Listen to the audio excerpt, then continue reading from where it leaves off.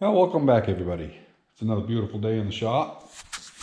So I was walking around looking at all the electrical stuff. I'm missing all kinds of these little brackets. That's one that happens to still be on it. You know, it's going to hold that ignition wire later on. But I happened to be looking along and I realized, you know, this thing here is missing all the hardware. So I went over and checked the other side. And as most of you know, farmall had a pretty good pin system here. Turn that, you know, and your pins come out. And that one there's been bent over the years. I think when they were logging or something with it. But anyway, pretty good setup, simple. I should cut them tails off. But anyway, I happened to get thinking. I've got 2 pins. Look at all this good stuff I got. All kinds of goodness in here. That's a used pin. Been wire brushed and painted, looks like. But I bet I can straighten that. And it's got a couple of new springs in here. Probably use that used one right there. It's a little bent, go with the bent pin. So, yeah. I'm not sure what that goes to. It's definitely off this farmall or another farmall, but don't know. It was in there. Actually, heck, this one's got red paint on it. I'll massage that a little bit. That one's bent a little bit, but I'll massage that and put that one back on, I think. Too bad to use a brand new one. Yeah, so this is all stuff that Carol's first husband that passed away had. He was always wanted to be prepared. So, you know, when I met Carol, her husband had been gone for about 10 years. So the tractor, the little cub that we have, it had had a lot of use since her husband passed away. So anyway, yeah, I'm going to use some of these treasures that was down in her basement. Might as well put them to good use. So these things are so unbelievably simple. You just put the spring on the pin, shove it through, put the cotter pin across it. We'll bend them ears in a minute. Then hopefully the pins will go through. Yeah, look at that. That's all there is to it. Just need a pair of pliers. Oh yeah, beautiful. Yeah. We'll bend these right around, I guess, and get them out of the way. Because if you don't, they'll always be in the way of the pin.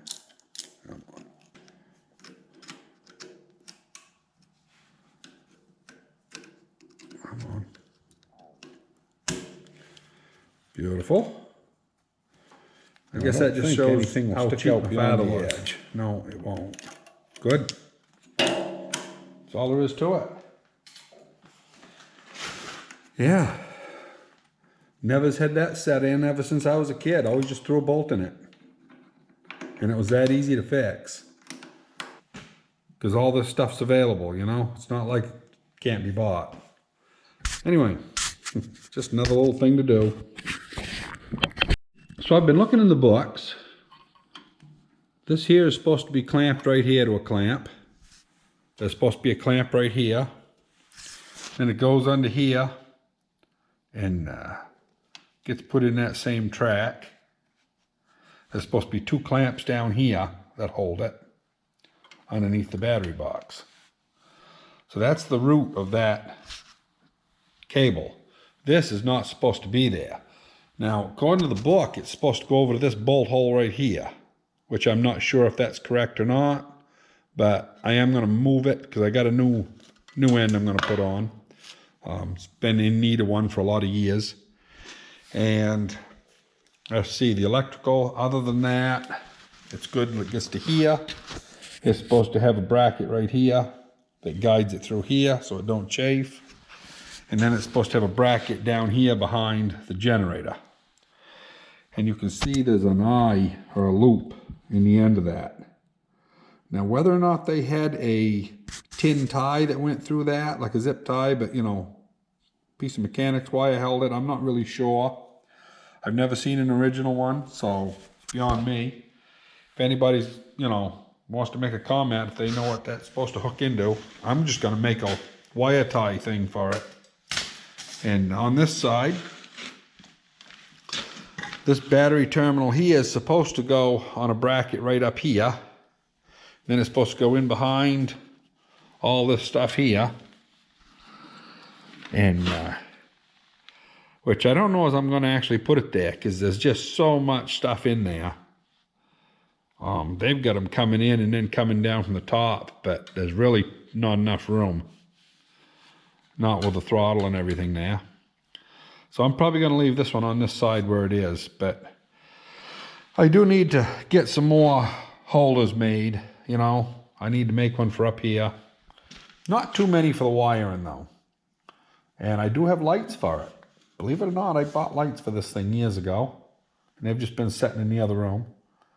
So, yeah, I wonder how many more years them springs will be good for. Oh, pretty crusty. But they haven't failed yet, so. Huh. Never had the brakes off of this tractor. And they work good, so. Kind of one of those things. I'm almost scared to get into it because you've seen what the engine turned out to be. The only good thing is I don't think anybody's ever been in them. You know, nobody'd been in them when I was a kid. My father always said, he's, geez, don't touch them boys. Them things are complicated. Well, I don't think they are complicated at all, but my father thought they were. So, anyway, yeah, I'm going to continue on making some brackets. Nothing major today. Well, this right here is one of my front brackets for my wiring. I'm going to put a zip tie through there and just suck it up. This one right here is to replace this one right here that you can see sticking up behind the generator. It's right at the edge of my finger right there. So, yeah, I can see it now. Right here with the wires coming out of it. So this one here is going to replace that. I've also got to make one to go in here so that I can hold it out here away from the block so it won't chafe on this air cleaner. And I'm going to make one similar that's going to go out here. It's probably going to have a 90 bend on it, and I can run the wire on top of it with a zip tie, and that'll keep this from rubbing down here. We'll put the other end in this one here. That one's a soft one, one of their originals. I'll probably just bend it out and put it in it. And then there might be a couple more that I might need. I think the rest of them though are here. I don't think it had one here. I'll have to look and see. No, I know it didn't. It was this one up here. So yeah, and then I need just a couple of short ones under here, or I can just zip tie that up to keep it from rubbing too bad. But yeah, not much left to do as far as the brackets. I guess I got just 2 more to make, and I will show you what I got done. Well, I'm going back to the old petcocks. I'll show you why right here. As you can see, that other end, it starts hitting the oil pickup right there. Kind of just skins right along on top of it. And you can see that's pushing the oil pickup down, then it's floating back up. So anyway, that just seems a very poor setup. I'm going to pull this out because I got to actually change it. And,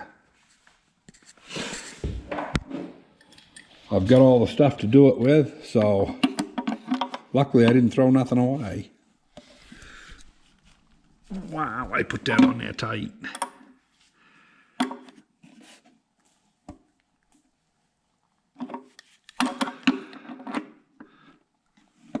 Oh yeah, she's gonna come right off. Nothing to it.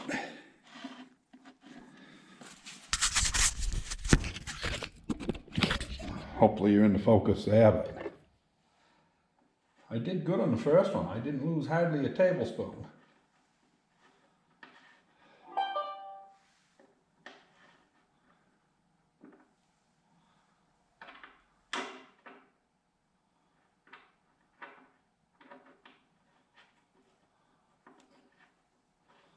Beautiful.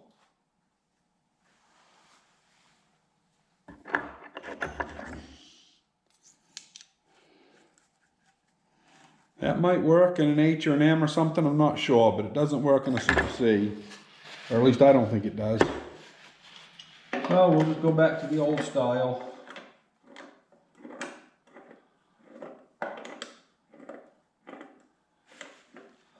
Where is that hole? Yeah. See if we got to go one more turn. Hopefully I don't bite off more than I can chew. Wow, that's getting some freaking tight. Yeah, it's almost there. I only got to go another little thing there. Yeah, she's down bottom. Good. Yes, sir.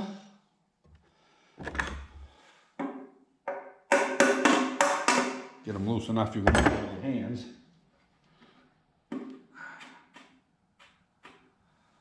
Probably don't have enough oil in it to drip. I don't. But bottom one will drip, I think. Yeah. Yeah, I was hoping to have a dipstick in it, but that's not really an option. My theory is if I leave that in there rubbing against that, it's I forget what they call it. It's a floating pickup, no matter how you want to call it. And if that rubs on the top for 2 or 3 years, it'll probably wear a hole through. And then your float will sink. And then you're picking up all the crap down low. These are set up so that with a lot of guys ran non-detergent oil in the years way back, and they wanted the float to stay up high. And that way all your sediment goes down low.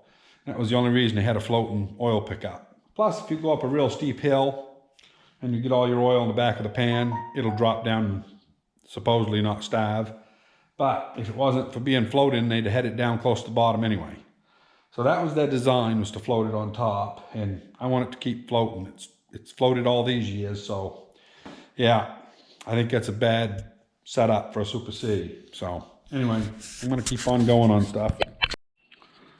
Well, I've got my wire tie brackets on that I made. Got one down in the back.